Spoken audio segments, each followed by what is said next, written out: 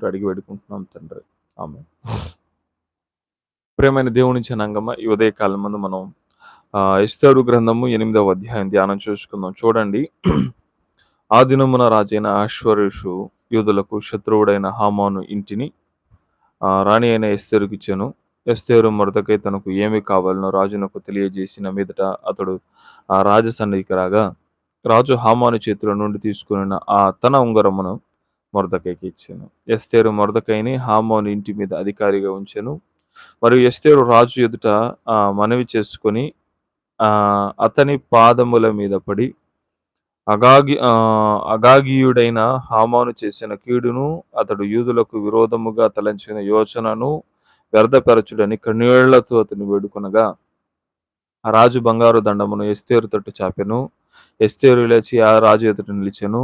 రాజువైన తమకు సమ్మతి అయిన ఎడలను తమ దృష్టికి నేను దయ పొందిన దానినైన రాజువైన తమ ఎదుట ఈ సంగతి యుక్తముగా తోచిన ఎడల, తమ దృష్టికి నేను ఇంపైన దానినైన ఎడల, రాజువైన తమ సకల సంస్థానములలో నుండి యూదులను నాశనము చేయవలనని హమోదాత కుమారుడైన అగాధీయుడగు హామాను వ్రాయించిన తాకీదును చొప్పున జరగకుండునట్లు వాటిని రద్దు చేయుటకు ఆజ్ఞేయుడి.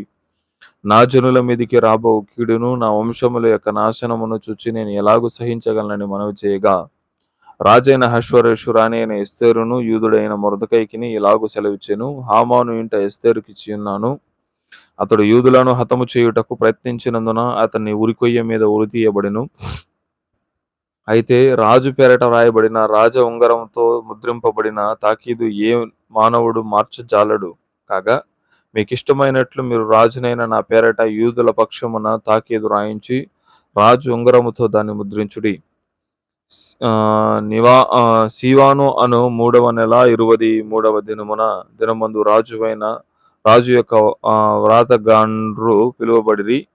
మొర్దెకై ఆజ్ఞాపించిన ప్రకారమంతా యూదులకు హిందూ దేశము మొదలుకొని కూషు దేశము వరకు వ్యాపించి ఉన్న 127 సంస్థానముల్లోను అధిపతులకును అధికారులకును ఆయా సంస్థానమునకును దాని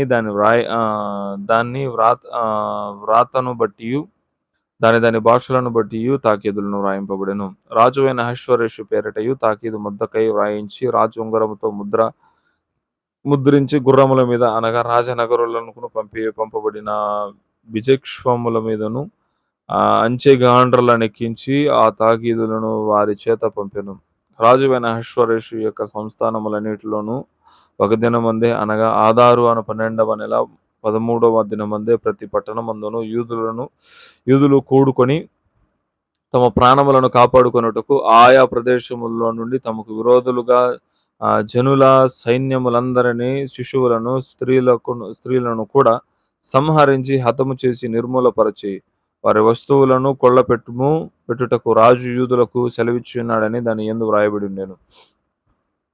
మరియు తాకీదు పత్రులు వ్రాయించి ఆయా సంస్థానంలోని జనులందరికీ పంపించవలననియు, యూదులకు తమ శత్రువుల మీద పగ తీర్చుకొనుటకు ఒకానొక దినమందు సిద్ధముగా ఉండవలననియు ఆజ్ఞ ఇయ్యబడెను.